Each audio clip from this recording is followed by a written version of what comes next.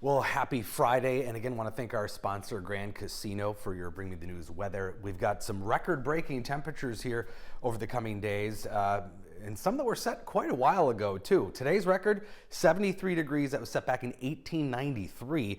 Tomorrow's a degree cooler even, 72, set back way in 1874. Both of those in jeopardy. Sunday could even be for parts of the state. Probably not here though. 77, that one was set back in 1999. That was a very warm year.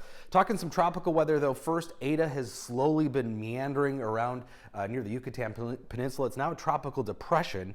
Weak winds, but a ton of rain is the problem with Eta in those areas. And it's going to re-strengthen, moving back out into open waters, moving across Cuba, Dominican Republic, and then possibly threatening Miami and southern Florida here as a tropical storm. Probably not strengthening to a hurricane, but you just don't know. We are late in the season, and then it wanders back into the Gulf of Mexico, possibly affecting somewhere in the U.S. Gulf as we head into next week. So look at this slow meandering path. Again, these are wind speeds, but these are fairly weak right now, but making its way slowly off to the north and east, slowly but surely, and that's going to be the problem with flooding concerns, tons of rain as it moves over parts of the Caribbean, and then it makes its way towards Miami. This is by early Monday potentially, reorganizing a bit. But again, hopefully not quite to hurricane strength, but Florida's been pretty lucky actually this year with tropical systems. So this may be the one system that finally makes landfall in Florida, but still a lot of unknowns with this storm too as it makes its way through the Gulf areas. I want to show you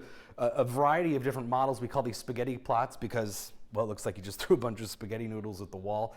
And yeah, several different scenarios, all fairly similar, have it meandering up towards Florida, back out into the Gulf. Some keep it out into the Atlantic. Either way, still some uncertainty with Eta as it makes its way out into open waters once again. So we're going to be keeping our eye very closely over the weekend and then potentially into next week. We're going to have to worry about it being back somewhere in the Gulf. So tropical depression Eta right now, expected to become, again, a tropical storm here over the next few days. For us, just some high clouds filtering in through the day today. We'll zoom out a little bit more, and you can see more cloud cover as we move further off to the west. That's a sign that our heat bubble is kind of breaking down on the western edges. We still got a few very mild days, and this is an unprecedented stretch of warmth, really.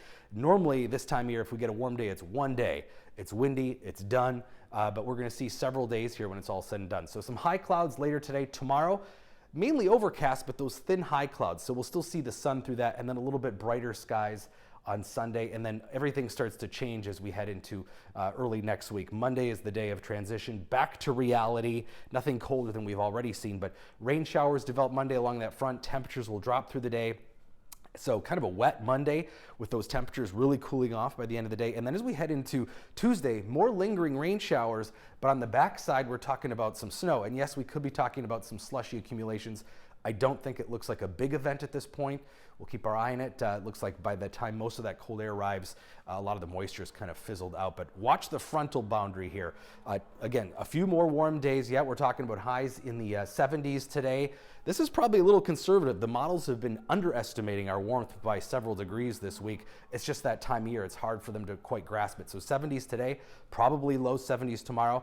Sunday, we could squeeze out another 70. Either way, we're looking at 4 or 5. That would be a record for the month of November. And then here comes that front. Big temperature difference. 20s and 30s back in the Dakotas. We start early Monday in the 60s, but by the end of the day, those are 40s settling in across the Twin Cities. So a 20 to 30 degree temperature drop through the day here on Monday is going to be pretty chilly. And then in its wake, pretty typical temperatures actually into next week. We're talking about highs in the 40s. That's about where we should be. Tuesday, Wednesday, highs in the low 40s. That blue arrow there on Monday showing that the temperature will drop through the day. That high of 64 will be early in the morning, probably before sunrise, and then 40s by the evening hours. But again, a couple of warm days yet here to get through before things cool off next week. And again, some late day snow possible on Tuesday.